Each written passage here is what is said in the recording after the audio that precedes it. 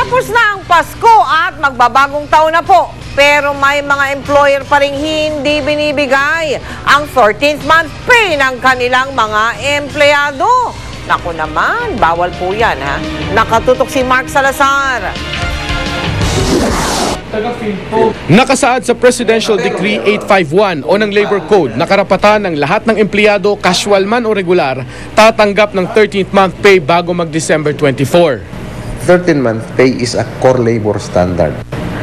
The Department of Labor cannot compromise on the core labor standards. Pero sa itinayong call center ng DOLE, mahigit 1,000 reklamo na ang natatanggap hanggang kahapon mula December 1. Mahigit 30% raw ng sumbong mula sa mga hindi nakatanggap ng 13th month pay bago mag-Noche Buena. Sa ganitong reklamo, ilang katwiran lamang daw ang kikilalanin ng DOLE mula sa mga lumalabag na employer. Binagyo ka. So hindi na process. 'Di ba? Kung na-hold up yung payroll on payroll day, these are acts of God na tatanggapin naman ng Department of Labor yan. Pinakamatindi na raw sigurong sumbong sa DOLE ngayong Pasko ang nagmula kay Rodolfo.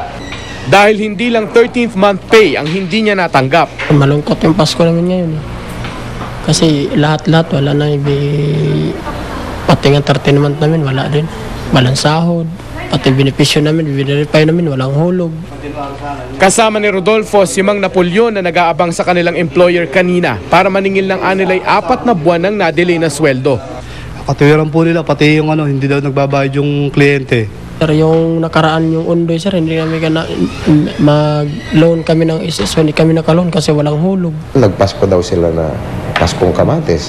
So nakakaawa naman yung mga gwardiya na ganyan na pinagsasamantalahan ng kanilang mga ahensya. Habang kausap namin ng mga nagre-reklamo sa labi ng building kung saan umuupa ang Veterano Protection Specialist and Security Agency, eksaktong dating ng itinuturo ng mga complainant na Vice President at Controller daw ng kanilang security agency. Kukunan sana namin ng paliwanag. Ma'am, ba't kayo tumatakbo? Ma'am! Pinadalhan ng DOLE ng inspektor ang kumpanya dahil maging sila'y hindi rin daw makakontak sa telepono ng security agency. Mark Salazar, nakatutok, 24 oras. Ano nga ba ang pumatok o naging trend sa Pinoy pop culture ngayong 2010? Yan ang tanong namin sa aming Twitter account kahapon at narito ang top 10 sa 2010 batay sa boto ng mga YouTuber. Tay sa ika-9 at ika-10 pwesto si Jillian Ward at ang pinausong sayaw na Shembot ng Eat Bulaga. Pang-8 ang ekspresyon na tama. Nasa listahan din ang Pinoy rap battle na Flip Top. Pang-6 ang football team na Ascals. Nasa ika-5 pwesto naman ang computer game na Plants vs. Zombies. Korean pop o K-pop ang nasa ika-4. Pangatlo, ang major ni Venus Ra. Ang Facebook at Twitter, parehong pasok sa ika-2 pwesto. At ang numero 1 tumatak sa pop culture ngayong taon ay ang Jejemon. Jejemon ang boto ni Hannah237 dahil napauso ito ng bagong paraan ng texting. Ayon naman kay Miladiness, Facebook at Twitter dahil nakakatulong ito para maging updated tayo. Major naman ang pinakapatok para kay Glittero8 dahil naging kontrobersyal daw ito. Sali lang sa botohan ng top 10 sa 2010, abangan ang susunod naming tanong sa www.twitter.com/GMA News at gamitin ang hashtag na top 10 sa 2010 sa inyong pagsagot. Kasabay ng pagpapalit ng taon, karaniwan na po ang paggawa ng New Year's resolutions o yung pangako ng mga gagawing pagbabago sa bagong taon. Nasusunod naman kaya? Narito ang aking report. Si Lori ay nagtatrabaho bilang waitress. Araw-araw sinusubok ang kanyang pasensya ng mga makukulit na parokyano. Last year, ito ang kanyang New Year's resolution. Bali, magbagong buhay po na ibahin yung ugali na masamang ugali. Ano? Tulad ng medyo matampuhin. Nangyari ba yon? Hindi ka na naging matampuhin ngayong taon na ito? Pakonti-konti pa lang. Hindi masyado. Si Aling Edna, matayog ang ambisyon. Maging loto milyonaryo. Kaya naman ang New Year's resolution daw niya nitong nakaraang salubong. Walang patid na pagtaya sa loto. Pero lumobo na sa mahigit 700 milyong piso ang jackpot.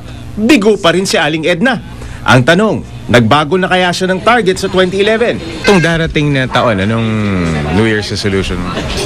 Maging healthy pamilya ko, tapos pumayat nga ako. Ang bewang ngayon na 34 daw, paliliitin daw ng hanggang 32 sa 2011. Iba't ibang pangako na karaniwan ay napapako. Bakit kaya? Sa sarili nila, wala silang parang disiplina. Ito namang si Manuel, gwardiya sa isang construction site. New Year's resolution daw niya ang maging mas malapit sa Diyos. Maaari sir, pagtungtong ng January 1. Apo. Yun nga po sir na maging full-time worker po kami sa aming church. Singkulay ng mga pailaw sa kalangitan, ang samot-saring New Year's resolution ng ating mga kapuso kapag papasok na ang bagong taon. Pero ang unang hakbang sa pagharap sa bagong umaga, pagsapit ng bagong taong 2011, ay ang magkaroon ng hangarin at kagustuhang paunlarin ang sarili sa tamang landas. Kaya naman yung ibang may hilig mag-happy-happy dyan sa gabi. Sana baguhin ko yung mga buhay ko sa gabi na palagi akong nasa beer house at saka palaging nasa sa mga ibang bahay. Magbabalik loob po ako ngayong 2011.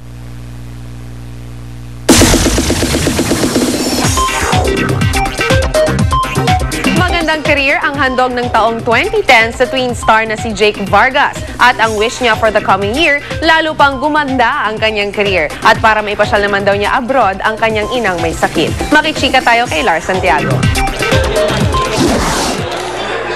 Maganda ang naging Pasko ni Jake Vargas. Marami raw kasi siyang napasaya.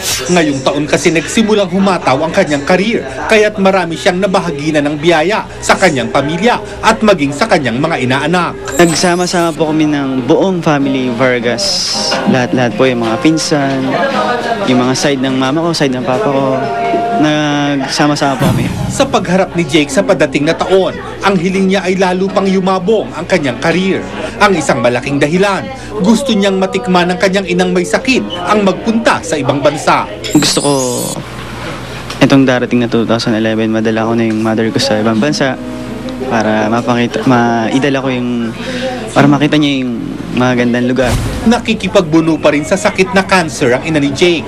At dahil siya lang ang may magandang kinikita sa kanyang pamilya, iniatang niya sa sariling balikat ang pagpapagamot sa mahal niyang ina. Yan po, nagpapakimo po siya. Bali, 30 plus po yata yung chemo. Chemo pa rin po talaga siya ng chemo.